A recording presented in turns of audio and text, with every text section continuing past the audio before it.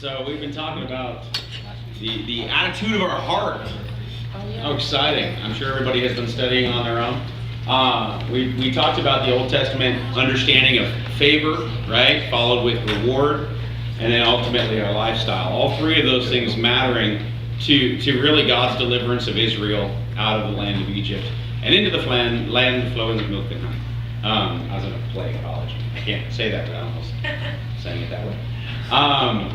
But the idea was that God gave them favor. Didn't have to. God chose to give them favor. God chose to give them a promise of reward. But ultimately what caused the scuffle in the middle of all of that was the lifestyle that Israel chose to live. We looked at Deuteronomy 29 2 weeks ago, and I think it's important because it continues to carry the sort of weight of context for us.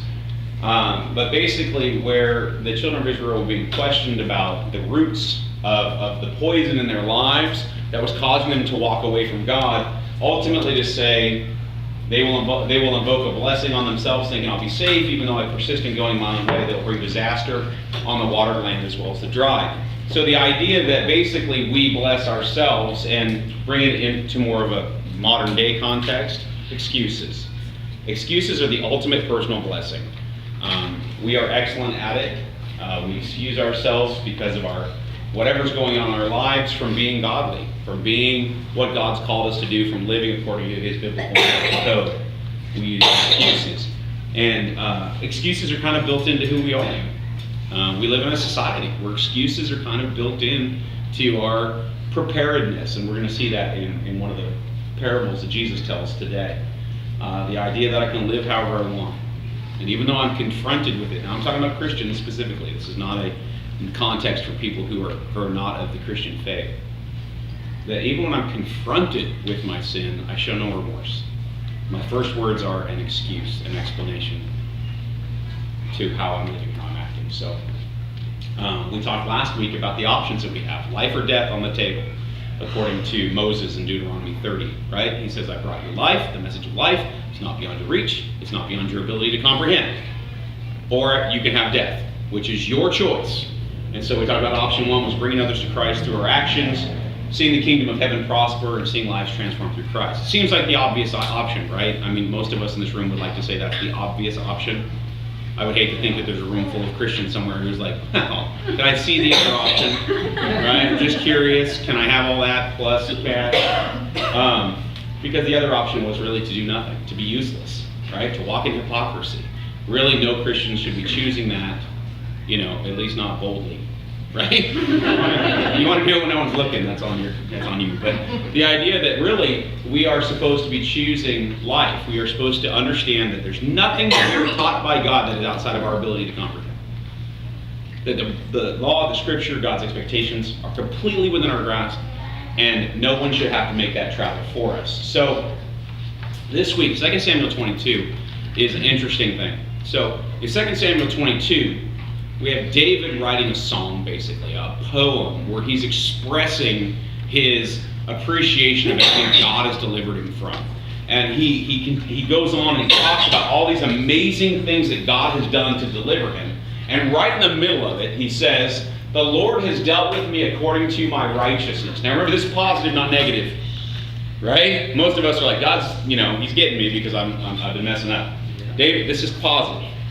David says, He has dealt with me according to my righteousness, according to the cleanness of my hands, He has rewarded me. Now, how many of us have been able to make that statement ever? I'm living so righteously right now, God has rewarded me. No one? It's sad. For I have kept the ways of the Lord. I'm not guilty of turning from my God, and His laws are before me. I have not turned away from His decrees. I have been blameless. Lots of us could probably make that claim. I have been blameless before. I have been blameless in the last 24 hours. I took some things too far. I have been blameless before Him, and I have kept myself from sin. The Lord has rewarded me according to my righteousness, according to the cleanness in His sight. So David is talking. He's expressing his appreciation to God for God delivering him. But David puts himself right in the middle of it by saying, I live according to what God wants me to do. I live according to His righteousness. My actions back up really what God is delivering me from. His actions have done this. I mean, my actions have been a reason for this. Now, remember, this is David expressing himself, but his point is to say, listen, I've been delivered from Saul, I've been delivered from my enemies, but I have a part in it. I didn't just sit back and wait for God to show me unmerited favor. I actually lived according to his laws and his decrees. And it matters what I have done. So we've been talking about heartitude, right? So what is it? It's the measure to which our actions really evidence our claims, right? The claims of our devotion. See, for a lot of us, when it comes to, we claim a certain devotion to God. Facebook is alive with devotion to God, right? I have never had the guts to click and share, I'll be honest. I know Christians are supposed to click and share. I'm worried about what people will think of me, so I can't do it. Yeah, please don't do that. Facebook is alive with the passion of clicking and sharing, right? But the reality is, does the evidence of our life really back up our bold keyboard courage? I don't know. I can't say that I'm there for you all the time when you're living your life. But the reality is that we have this idea that we claim a certain measure of devotion to God. We claim a passion for God. We claim a dedication, a resolve that we will see it through to the end. But really, what actions in our lives say that's true? Anybody can make a singular decision in a singular moment. You know, a life lived bravely is not a life that ends bravely. But see, a lot of times we have this idea that somehow it comes down, oh yeah, that moment, I'll say yes to God no matter what. No, God's not asking for that moment. God's asking for all the moments that lead up to it. God's asking for all the time that leads up to it. So does the evidence of the measure of our actions actually live up to what we say we believe? Does it really live up to what we say we're devoted to? It's the same thing in a relationship. If you say you're devoted to somebody, but the day-to-day actions don't prove it, your willingness to stand there and say I love you in some bold moment of dedication means nothing. If you're not daily living up to your claims of devotion. That one moment is irrelevant. It means nothing because you've chosen to not do it daily. So the reality is the favor ultimately leads to a lifestyle change, which ultimately leads to the reward. In Matthew 25, Jesus tells a parable. He says, he's talking about the kingdom of heaven. And he says, again, it's like a man going on a journey who called his servants and entrusted his wealth to them. To one he gave 5 bags of gold, to another 2 bags, to another 1 bag, each according to his ability. Then he went on his journey. The man who had received 5 bags of gold went at once and put his money to work and gained 5 more. Also the one with 2 gained 2 more. But the one who had received 1 went off, dug a hole in the ground, and hid his master's money. After a long time, the master of those servants returned and settled his accounts with them. So here, let's talk about the master. He entrusted his servants with his wealth. Now, it's been a few years since I had a servant. You have kids. I'm their servant. As soon as he starts driving himself to school, then we can. So, entrusted his servants with his wealth. Think about that. It's been a long time since I had a servant, but I'm thinking I would have a hard time entrusting them with my wealth. In this parable, he entrusts them with his wealth. Shows the willingness of the master to trust. Was keenly aware of their abilities. Right? Says he knows their abilities. Each according to the ability. Right? Expected results of activity. Wanted something done. We're going to read more about that as we go along. And then finally, return to settle the accounts. Simple understanding of who the master was. Does everybody have a good understanding of who the master was? Very simple understanding. Was aware of their abilities. It is very important. Now, well, I'll talk about it as well. The man who received 5 bags of gold brought the other 5. Master, he said, you entrusted me with 5 bags of gold. See, I have gained 5 more. So the master replies, good job, outstanding, excellent. You've been faithful with a few things. I will put you in charge of many. Come and share in your master's happiness. Good deal, right? He says, hey, you did some work, you doubled your cash. Come on in. Enjoy your master's happiness. I think we all get the right. The man with 2 bags of gold came also. He said, Master, you entrusted me with 2. I've gained 2 more. Same response. Well done, good and faithful servant. You've been faithful with a few things. I'll put you in charge of many things. Come and share in your master's happiness. So now we have another response, right? Same response. Took what he had, invested it, found a way. We don't really have the specifics of how they found a way to make the money, but they found a way to increase their wealth. And so because of the work they did, because of that activity, the master is happy with them. Now, historically, we look at it and we say, okay, one guy got 5, one guy gets 1. You know, obviously he trusted the guy with 5 more than the guy with 1, right? I remember a long time ago, I was talking to a scuba teacher, and I made the comment, I said, well, you know, I don't want to spend a lot of money, you know, to get lessons. Just give me whatever credit you got in the back. Right? Nobody ever said that. That's something you don't say like to a skydiver. But right, at that point, you're like, no, give me seriously, whatever. And a tether and a bungee. And but in this case, and his comment in response was, no, you don't get it. Right? The people who are good don't need the good stuff. The people who are bad, they need the greatest equipment they can get. Right? So when you start thinking of it in terms of that, it's easy to see how ultimately the person who was given the 1 bag of gold could have easily been the one he assumed would get greater results, had greater talents, because he gave him less to work with. That's how it works a lot of times in life, right? We don't always resource the people. A lot of times we over-resource the people we think need the over-resourcing. And a lot of times we leave the leader to figure it out on their own. When you coach, you spend a lot of time coaching with the kids who need the most work, need the most of your resource. The kids who need the least of your resource, you can leave them to a certain degree to figure it out for themselves. So I think it's important that you don't just assume. The American understanding is to look at the 5, the 2, and the 1 and assume the 5 got the most. Because we look at it in terms of like overall, the money is not the talent, the ability. So he's looking at that 5 and he says, listen, you're gonna need some extra resource. The guy he gave 1 to probably had the greater abilities and said, you don't need as much to go be successful. This person needs more to be successful. And so when we talk about the initial returns, we see 2 servants who were honored to be trusted with the wealth, right? 2 servants respond and they go, here you go, here you go, master.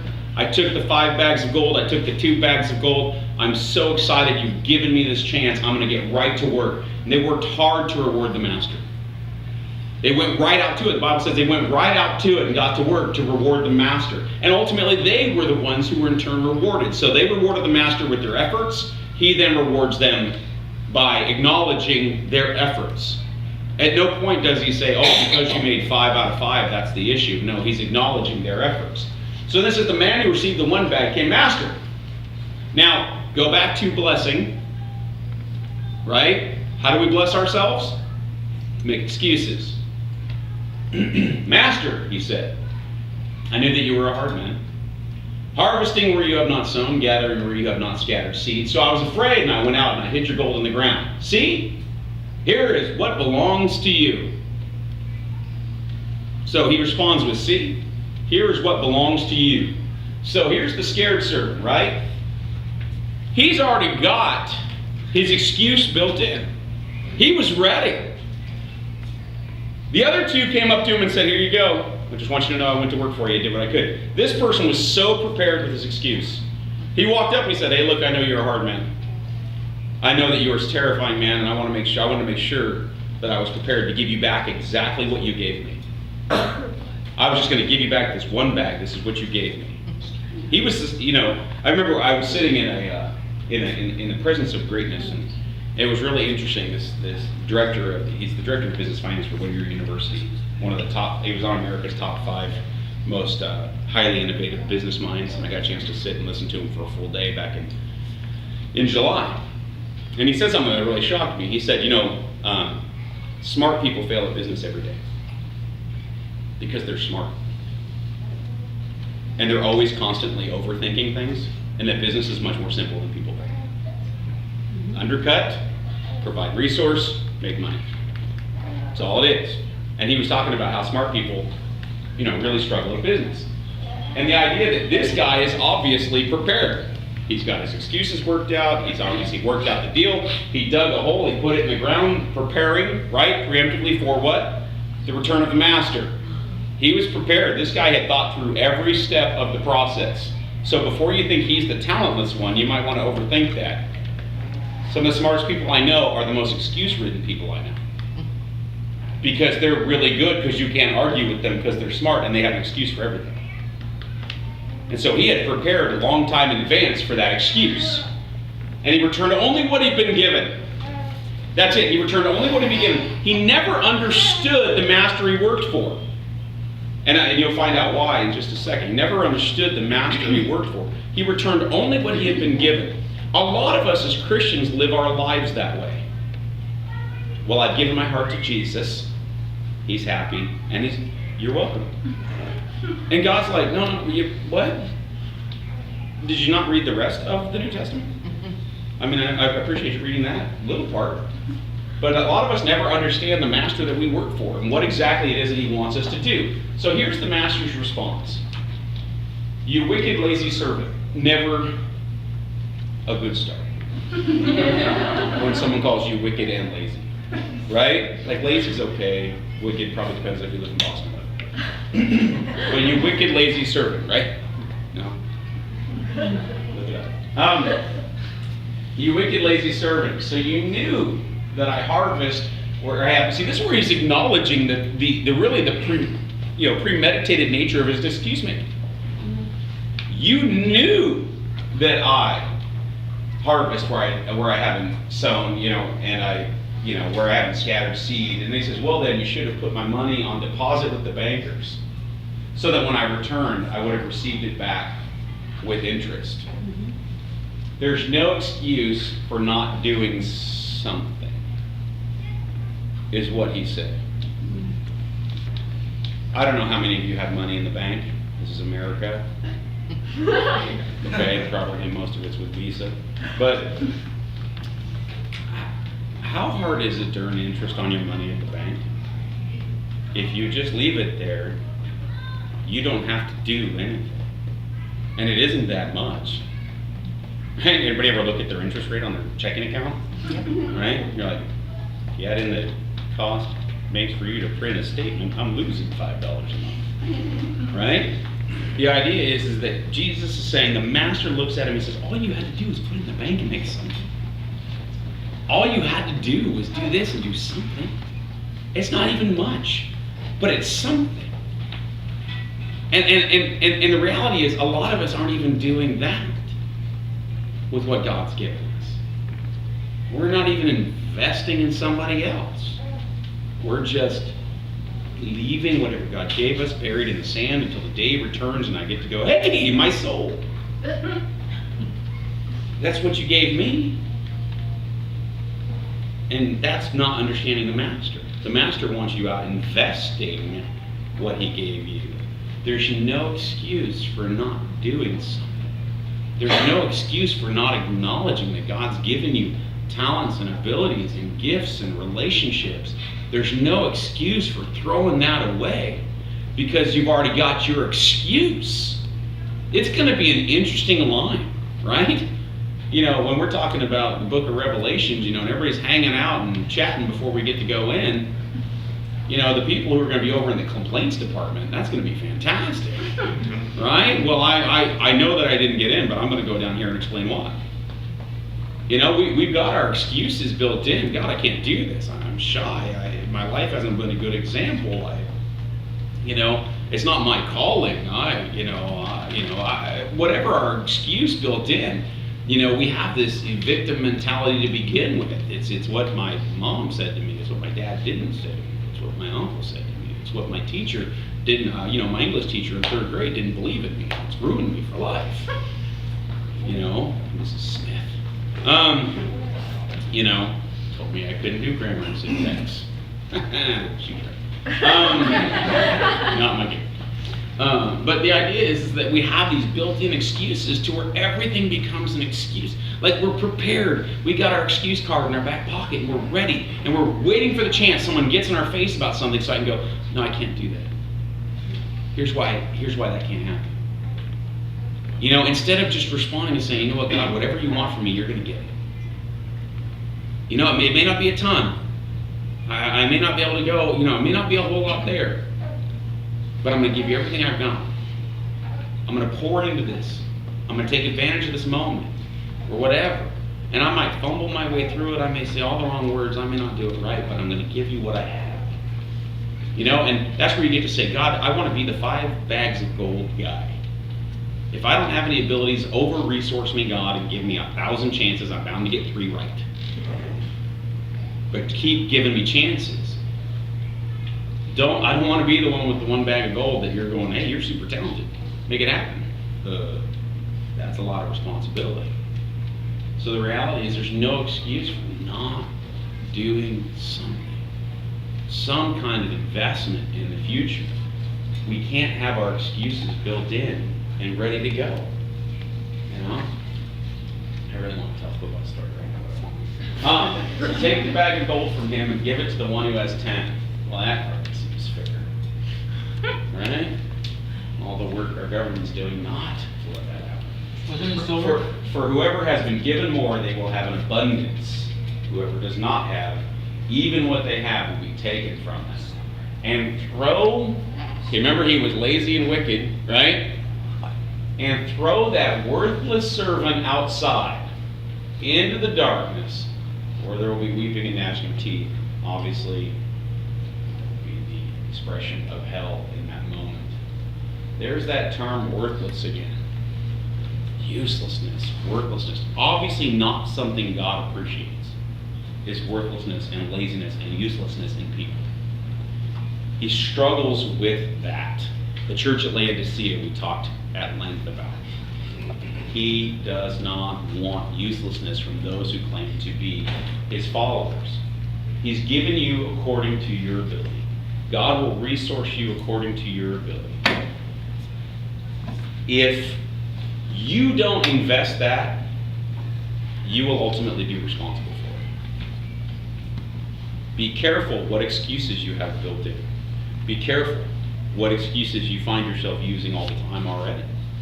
Be careful all the reasons that you've expressed to God over time why you can't do that. Be careful what you're quick to draw on. He's entrusted you with his wealth. Now what's his wealth? His children.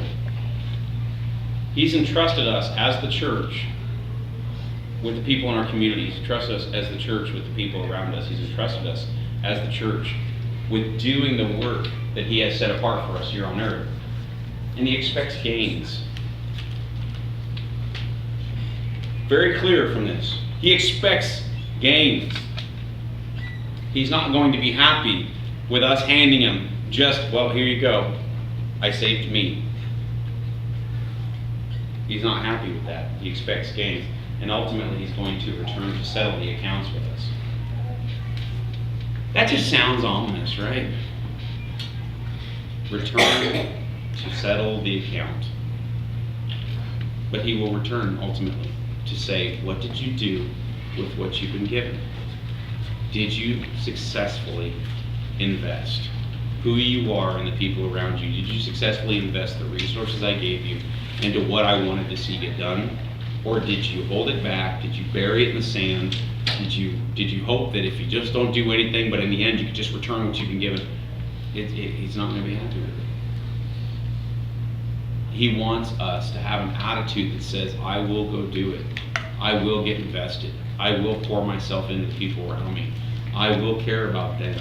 I will lead them to Christ. I will ultimately prosper the kingdom of heaven. That's the master's trust. That's one of the coolest things in the world, is that God is entrusting this task to us. But at the same time, it's also scary. You know, that moment when someone is entrusting you with what appears to be everything. And they hand it to you and they go, okay, I'm trusting you to do this. Trusting you to get this done. I want your best. I want your best because this is your chance. I need everything you've got. Go give me everything you've got. That's what God's saying to us. He's saying, listen, I need everything you got. Because I've entrusted you with all of this wealth, and it's time you go invest it and double it.